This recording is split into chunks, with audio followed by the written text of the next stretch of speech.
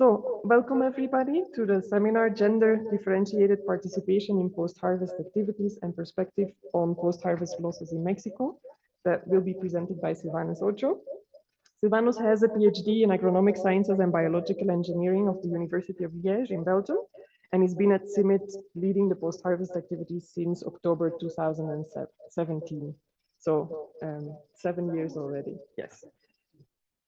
So right from the start, Silvano started focusing first on the technical issues around post-harvest losses in Mexico, but he was also very clear from the start that we needed a more integrated view, that post-harvest issues and especially post-harvest losses of grains are not just a technical issue that we need to solve, but that there's a lot of other aspects to it, like the availability of technologies, that is looking at the supply chain of those technologies, social aspects, and of course, gender, which is what we're going to talk about today.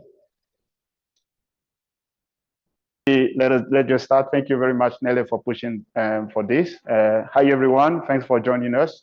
I want to highlight that this was possible because you have been pushing for that, and having Nelly asking you question, how could we improve our gender-related work in post-harvest is something that can motivate you in making some change. So today I want to talk a little bit about gender differentiated participation in post-harvest activities. And I want to say that today is just some preliminary result that we want to share with you and to receive your feedback. And of course, doing this seminar is part of this process. And as you know, we are not a gender specialist. I'm just saying that so that you don't have tough questions at the end of the presentation. But anyway, so of course, we don't need to be gender specialists to work on gender. And here I want to highlight the contribution of many gender specialists, starting from Carolina Camacho, but also Angela and many other, Alejandro, with whom we have good, great conversation, and which helps us to increase our work. Because we know that women, let's see, work,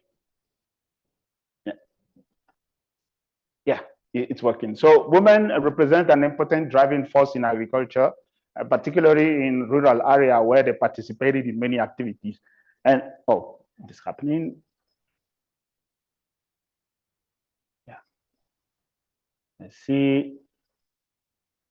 Yeah, okay, so there is a delay, yeah? Okay, anyway, so I was saying that women participated in many agricultural activities, but at the same time, also, they are also in charge of many household work, meaning, for example, preparation, cleaning, laundry, and childcare.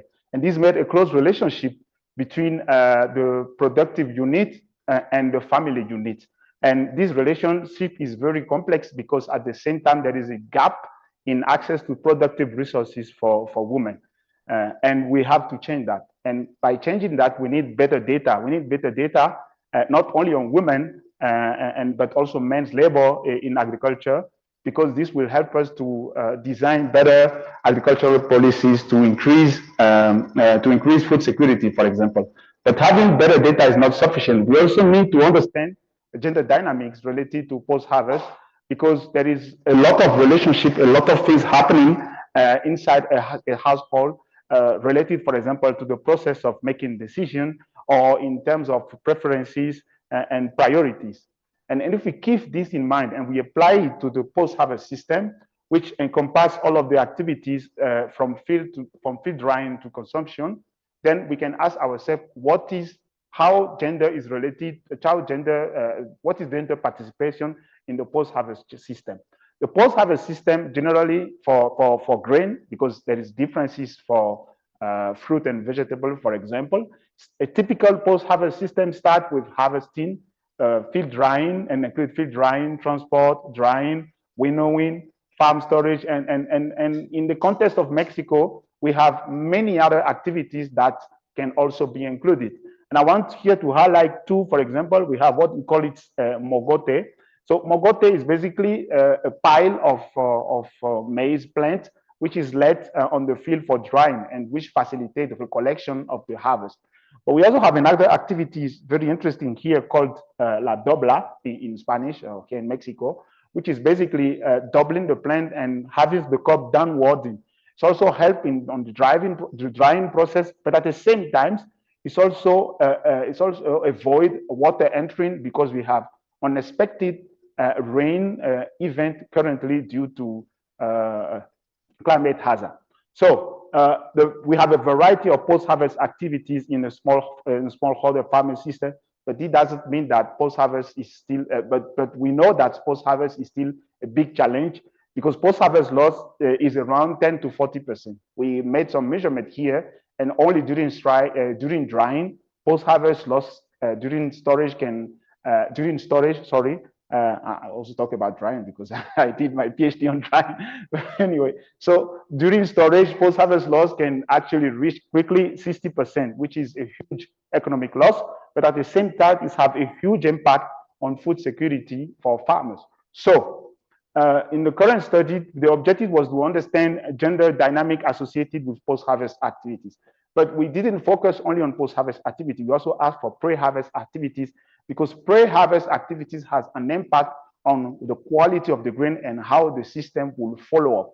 So we asked our three important questions. What are the gender roles and interests in post-harvest activities, meaning that we try to characterize gender roles in pre and post-harvest activities, as I was saying, but how do men and women perceive their access to and control over resources, not only for post-harvest, but also for pre-harvest activities. And finally, the perception of men and women over the post-harvest loss, constraints, and opportunities. So for this study, we use a mixed method approach with quantitative and qualitative data because we made an individual survey where we surveyed 131 households, where we asked questions to women and men farmers separately, using a men enumerator for men and a women enumerator for women.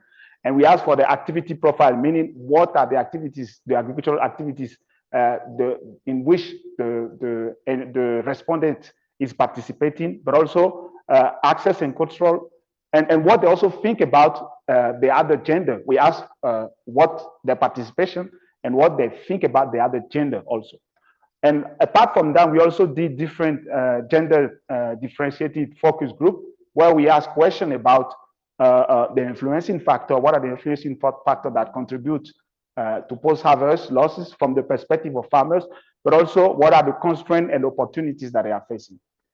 We performed this study in 3 different states in Mexico, with 2 different communities per state. So Estado de Mexico, Oaxaca, and Yucatan. And this gave us different socioeconomic context.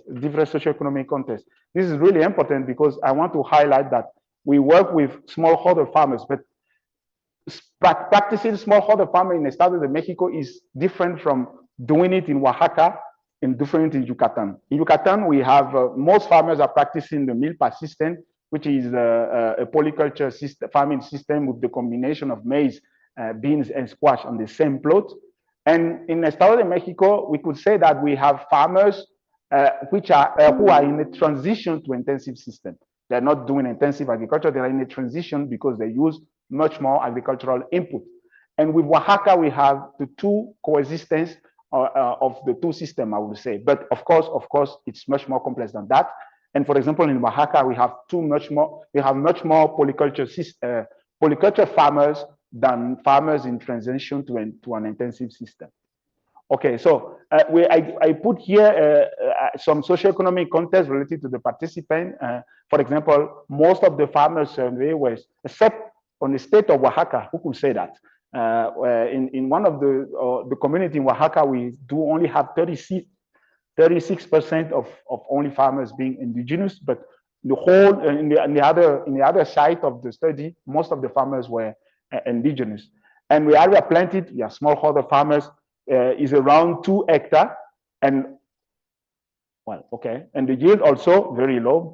Here in Estado de Mexico, the yield is very high in comparison. For example, with Oaxaca, we only have very, how can I say? But these are just yield for maize. Remember that if they're practicing a polyculture system, they have also, which we didn't consider yield for beans and squash and all of the product that can come from a milpa system.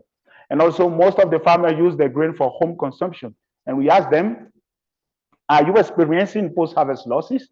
And well, apart from Yucatan, well, 50%, which can be explained because Yucatan is in a tropical area with much more pest pressure, but still only around 20 to 30% of farmers in the other communities say that they're experiencing post-harvest loss. It's also related to the fact that the perception of post-harvest loss is very different. For example, many farmers gave to the poultry the grain that are damaged by post-harvest pests, and for them, this is not loss. Okay, so let's start with the participation in agricultural activities. As I say, we asked the respondent if they're participating to different kind of activities, and they just say yes and no. I would like to say that we try to put it in a chronological manner so that we're starting for land preparation and we finish with grain marketing. And then you can notice that most farmers generally participated. I mean, when we're moving on to the chain of activities, the participation of men, the participation of women is increasing, I would say. So if we're going downward, we can say that the participation of men is moving. But when we look at on the states, we have slight differences between each state. For example, irrigation is only available in Estado de Mexico. As I was saying, the system toward these farmers are in transition. And this only is available, is only practiced, this irrigation system, the irrigation is only practiced in Estado de Mexico. We also have, for example, other activities such as cause bending that are not practiced, that are only practiced in, harvesting, crop bend, no, sorry. Yeah, okay. So irrigation is only available in the state of Mexico, I was saying, and crop bending is only practiced in Oaxaca and Yucatan. And also, when we talk about drying is not available, for example, in Yucatan. I mean, farmers do not consider that a separate operation because they do field drying. And storage is only a many women activities in Yucatan, as we can notice here.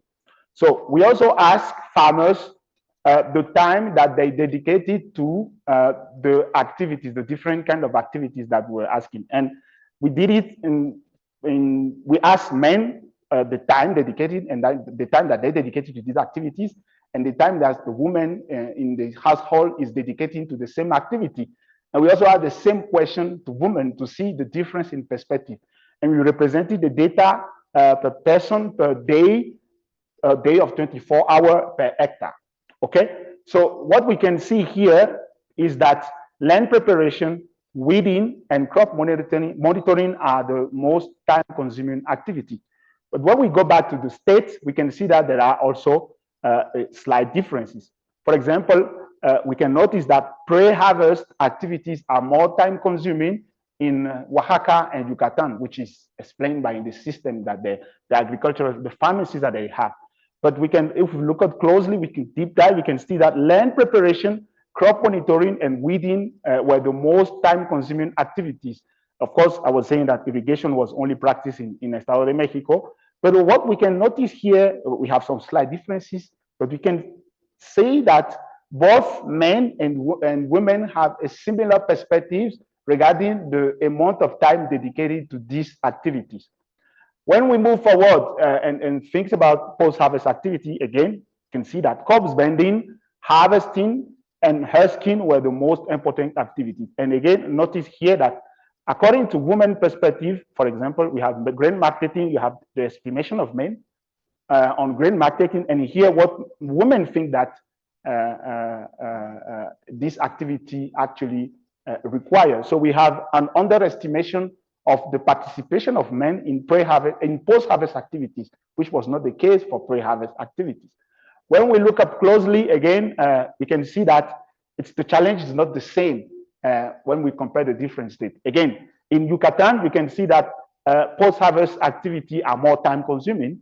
Harvesting, of course, is a very tedious operation. Of course, it's a very tedious operation, and men as women agree on that. But not only that, corpse bending also is a very tedious one. Husking, cleaning, and classification. Maybe due to the scale, you cannot see the the impact of cleaning here, but cleaning was highlighted particularly by women that are as a very tedious operation. And something interesting that I noticed here, you can see, for example, the disbalance, for example, here, this is what men think about time dedicated to grain marketing, and this is what women think. And what something that I notice here, that we can notice here, is that in Yucatan, men and women agree that storage is exclusively a woman activity. So something interesting that will help in the discussion later on. Okay, but we didn't only ask for post-harvest activities and pre-harvest activity, we also asked about household tasks. And you can see here that, again, the same figure, underestimating the amount of activity, the amount of time dedicated to this activity by women. You can see that household chore, cooking and childcare were the ones who, how can I say, were the most tedious operation or to take time. Here, we represented personal day of 24 hours, but for the whole year, not for a whole year. We represent it for the whole year. So this is the estimation of women. If we deep dive and try to see if there are differences between states, we can see that in Yucatan, they seem that farmers, I mean men, and also there is an agreement between the two gender, that people, farmers, men and women farmers tend to underestimate the time spent on household tasks. And we can notice, for example, in Estado de Mexico, that childcare is much more a burden when we compare with Yucatan. Okay, so we didn't only focus on the participation, I was saying, we also tried to evaluate the impact, the perspective of men and women on access to resources to agriculture. And we listed different kinds of resources, starting from land, labor, etc. I mean, following the whole production chain. The most most resources that are accessible to farmers were land, labor, fertilizer, and fumigant. I will come back to fumigant later on. But we can see that we have also the same trend for women perspective. But of course, we can notice that harvester, dryer are technologies that are available for the farmers. Again, when we deep dive to each state, we can see that women and men farmers have less access to resources for agriculture in Yucatan. This is when we compare state Estado de Mexico and Oaxaca to Yucatan, you can notice directly that there is less access in Yucatan. How this could be explained? I mean, we try to see if there is a relationship with poverty, but I checked the level of poverty in the 6 community surveys, and there were no relationship actually between that and access to resources. When I check the literature, also it is said that access to resources is governed by access to credit and land, etc. Of course, if we check, you can see that access to credit is much more important in Estado de Mexico and Oaxaca than in Yucatan. But of course, we need much more research about it. We need sociologists doing research to try to understand why there are so much less access to resources in Yucatan. Something also interesting that we can say that the most access resources for women is poultry, livestock, and again, farming. But again, I will talk about it later. Then we also asked again, access was about physical and economical access. So we also tried to measure the perspective of women and men on the control over the resources that they have access. And again, the results are a little bit similar to what we have with access. If we deep dive again, of course, we have the same trend as I was saying also for access. And here, something really interesting that I want to highlight is related to fumigant.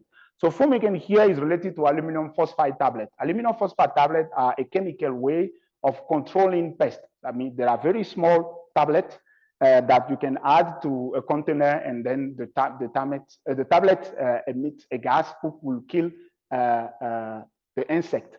So our research here in Mexico has shown that farmers use the tablet at a very high dosage. And in Oaxaca, if you notice, it's only in Oaxaca that farmers mentioned that they have, how can I say, that men farmers think that women have more control over the use of fumigant than them. So in Oaxaca, our research, our experience has shown us that farmers use 3 tablets of aluminum phosphide per 50 kilogram, while it is recommended to use 4 to 6 tablets per ton of grain. So this practice is very dangerous and it has some public health implications, and we're trying to avoid it for farmers. But in Oaxaca, so men farmers think that women have more control, and then we ask ourselves why it is like this. It is because women were the one who is taking care of storage, so they can notice that if the grain is infested by pests, they can tell to men, and then men are the one who apply the chemicals. So it's something very interesting for us, who give us more insight on how the process of decision making the decision taking is made within a household. And during the focus group, also we try to go beyond the data that we have and ask perspective of farmers on factors that limit or that lead to post-harvest loss. And regarding pre-harvest condition, impact on post-harvest loss, farmers notice that, for example, unexpected rain, pests, but also wild animals lead to damage to the plot. The wild animal cases were reported in Yucatan because we have some mega projects in Yucatan that lead to a disbalance in the natural habitat of these natural wild animals. And then you have these animals moving and create, these wild animals are attacking the plant because there was a disbalance within the natural habitat. Okay, but I want also to highlight something very interesting here is that men highlight the potential negative impact on yield and income, while women related more on tediousness of the activities.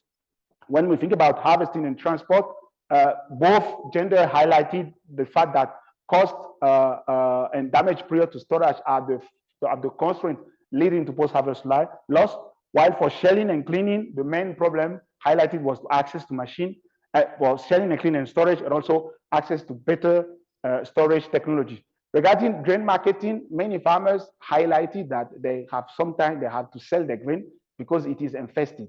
But traders are paying a very low prices, and it is asked them to clean the grain. So this is a very tedious things that was reported by women.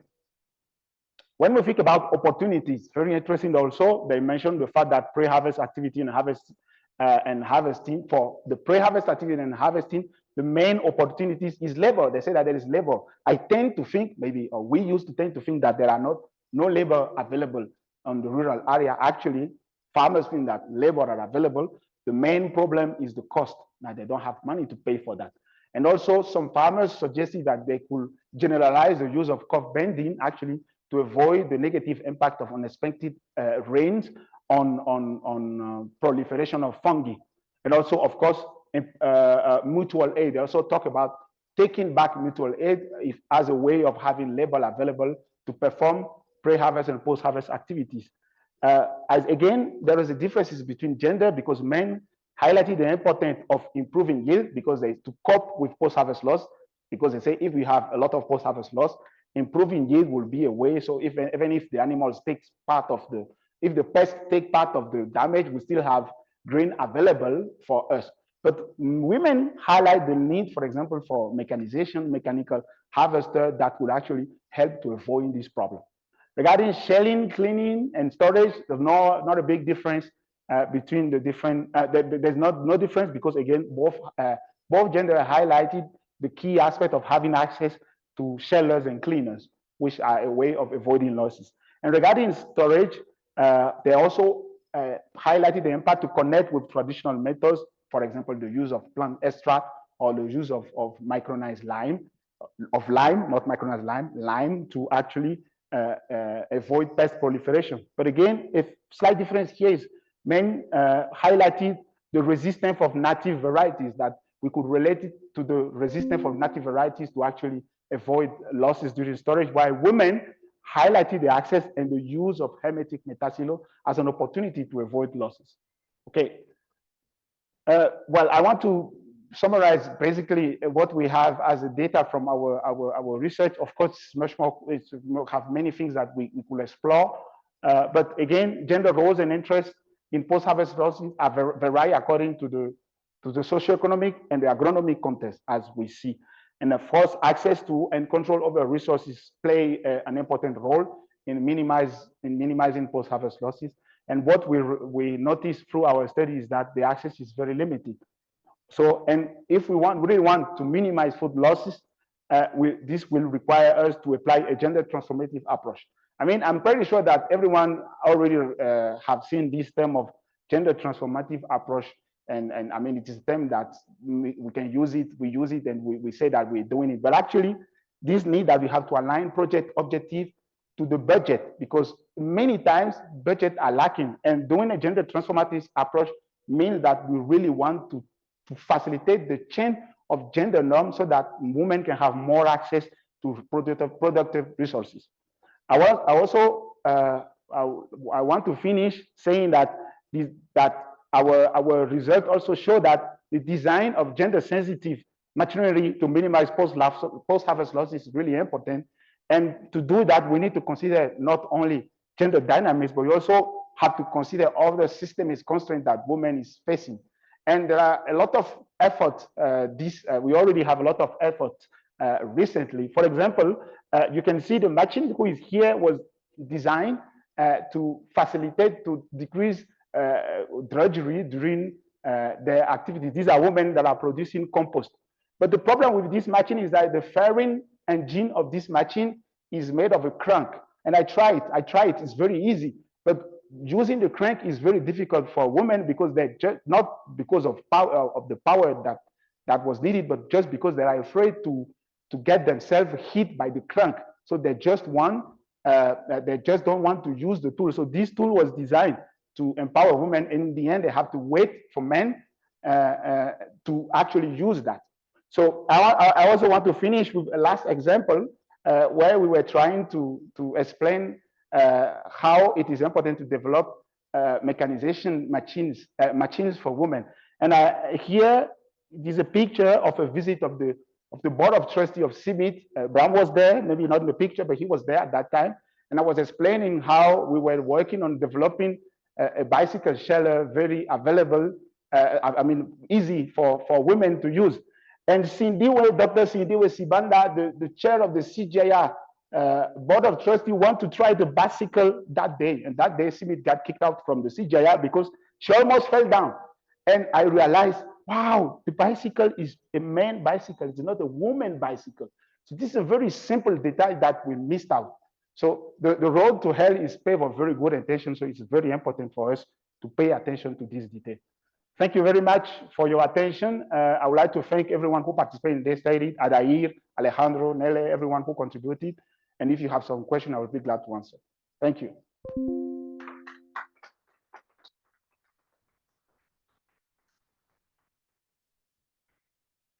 Okay, so does anybody here have a question or online? Not yet. Yes, please. Simon. Thank you. Very interesting results. I think a very well designed study.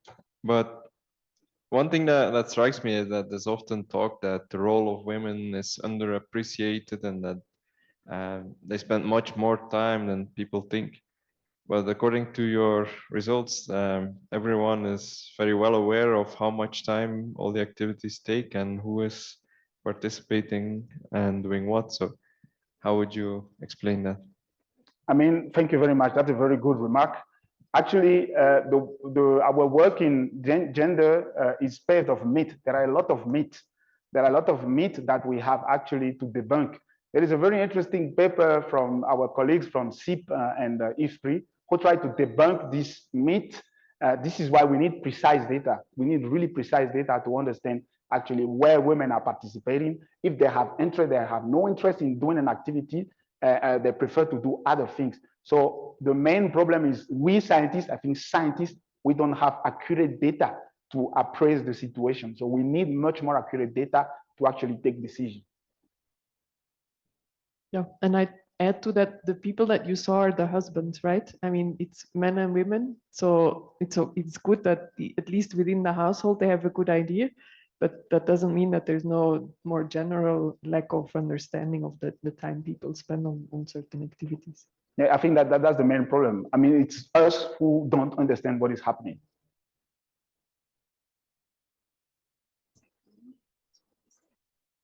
Okay, maybe Gabi has a question online. Gabi, if you can open your microphone and ask your question.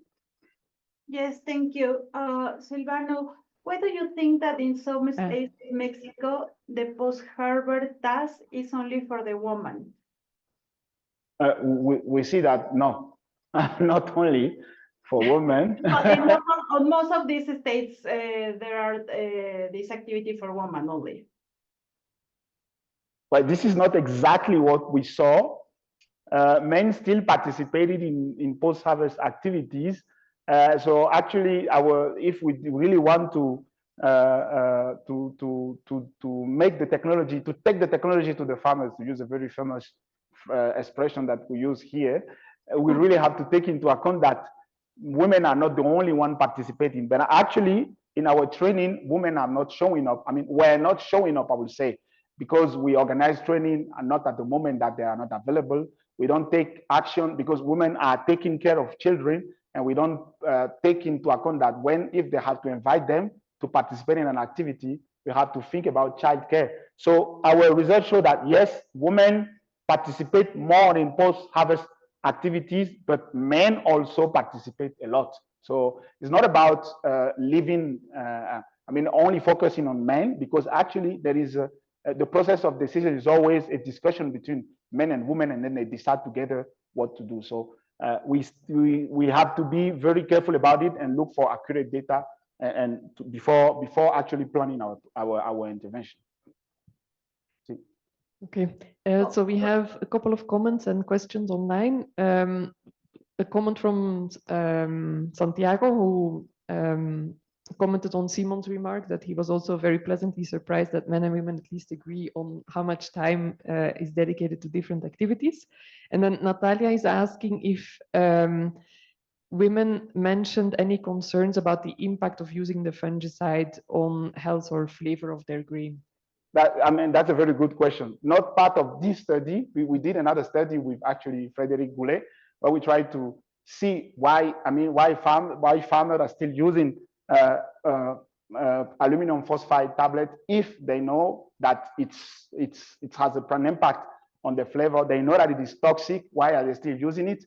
And it was not part of this, this study, but yes, women highlighted that. And I think this is why they're looking for other alternatives than just using aluminum phosphide tablets. Okay, and another question from Natalia is, how deeply are some of these processes rooted in traditional and cultural beliefs, and how these beliefs are influencing the adoption of new post-harvest technologies? I thought we asked not tough questions. Yeah, really, it's related to culture. I totally agree with you, Natalia, and this is why we say that we need to actually work with sociologists and anthropologists to really understand why it is like this. If we really want to apply a gender transformative approach, we really need to deep dive in this topic, because this actually affects, as you highlighted, the adoption rate of the new technologies that we are trying to promote. Okay, and very related to that, a question from Santiago about whether we have any data or studies on the effectiveness of mogotes or co-bending on post-harvest losses.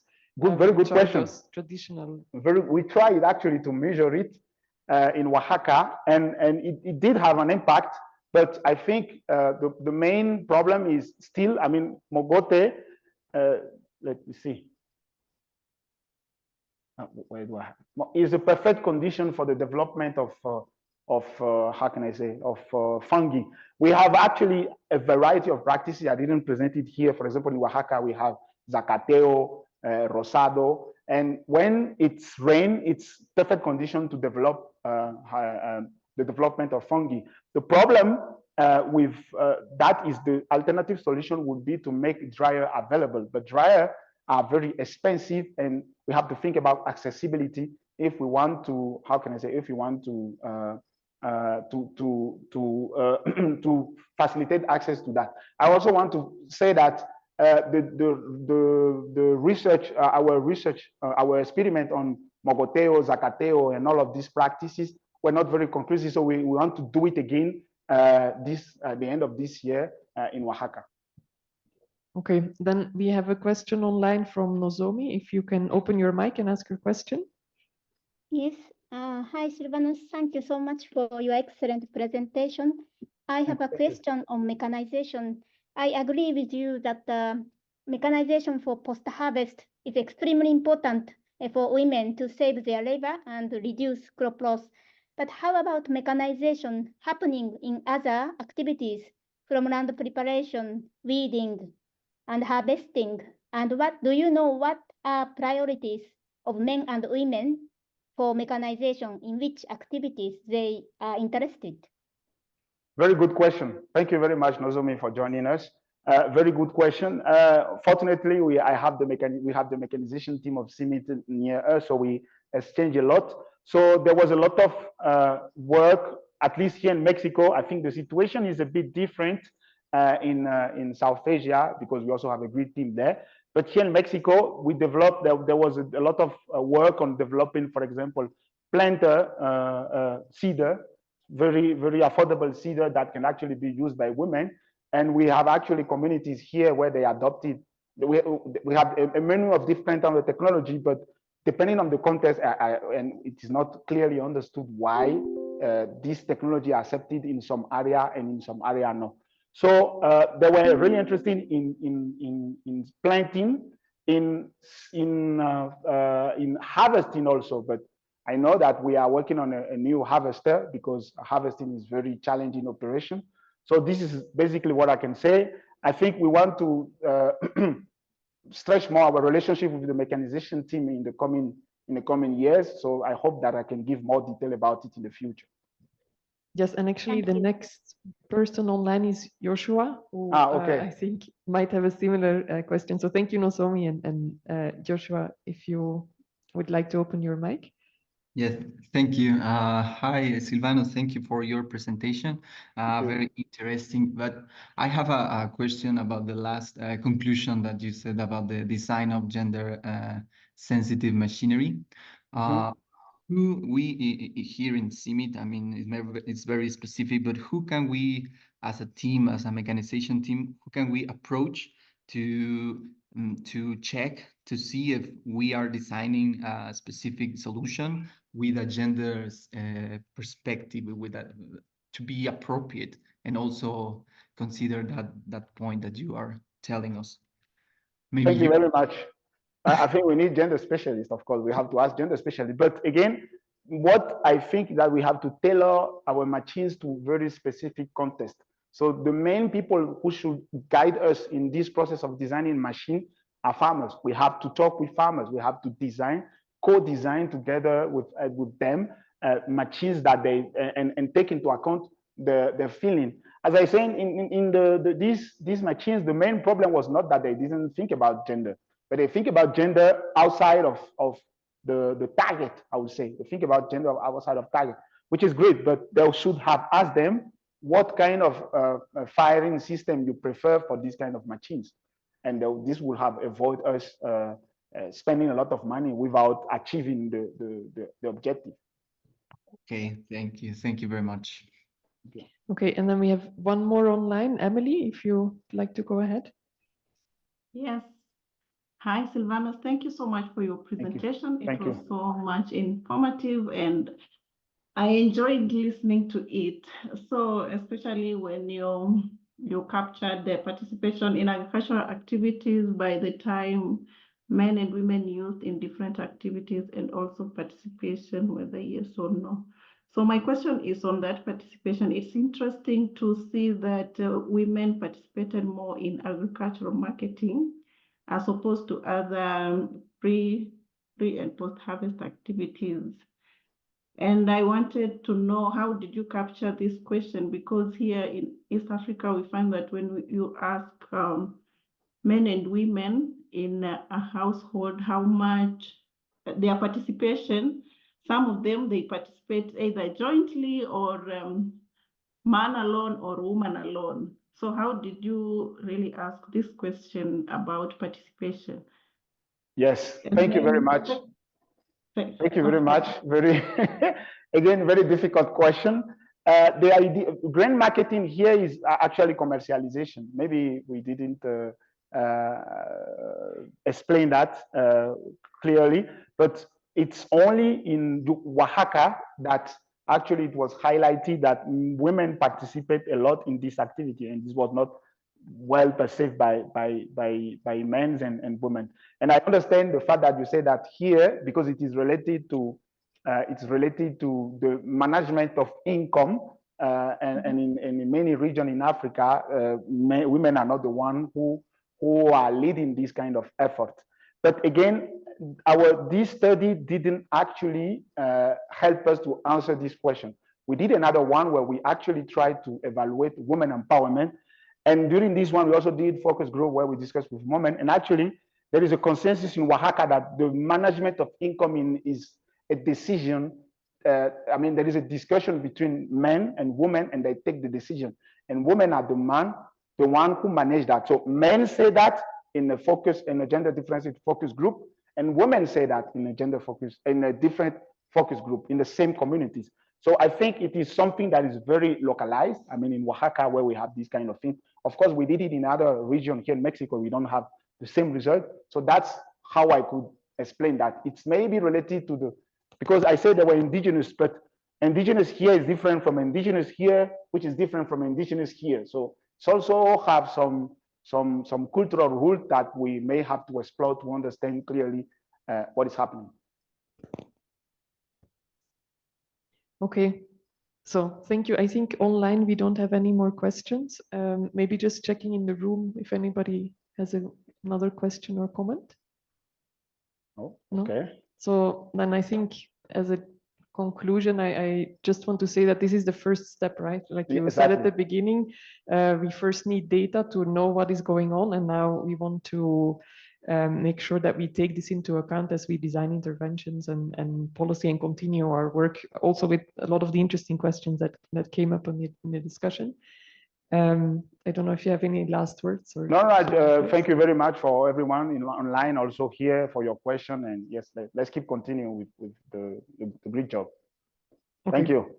Thank you, Silvanus, for preparing and presenting to us today. And thank you all of you for attending. And we hope to see you soon at the next Paula Kantor Hub activity. Goodbye. Thank you.